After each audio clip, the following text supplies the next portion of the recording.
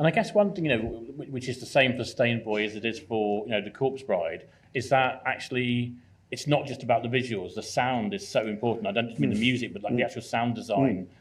The sound of a squelchy Wellington boot or whatever. Whatever it might be. I mean, you ever seen those films where they show you like doing Foley and stuff, Yes. where they use it, like smash a pumpkin or do whatever. It's again, that's part of the fun of making movies, is those kind of techniques that you do sound or. And are you actively thinking about that when you're making the film, about what the sound actually? I think so. Sometimes when you're drawing, or even I don't know, as an animator, I don't animate much anymore, but as a drawing, you kind of make sounds when you're drawing sometimes. Just I don't know if it has to do with the drawing or you're just making sounds, but they do kind of go hand in hand sometimes.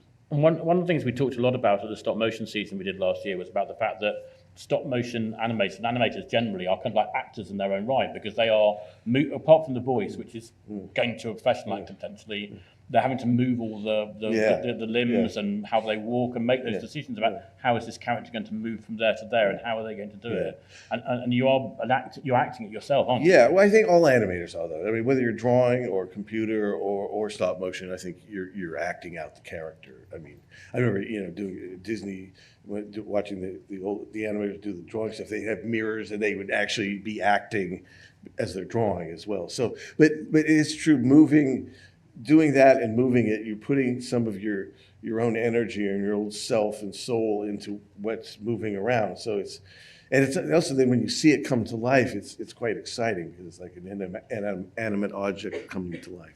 And when you're directing an actor who is in an animated film, do they normally have a visual that they can work with it, or you having to deliver that yourself, they'll have a drawing or some kind of we'll have a model, So usually by that point there'll be like a model and a few like. And a lot of the time they're not necessarily acting against the people either. No. So not, I mean, in my case, a couple of times, but usually not. I mean, there would be a few times when I'd have people in the room at the same time, but oftentimes whoever you can get, sometimes that's not, availabilities are an issue. So usually it's alone.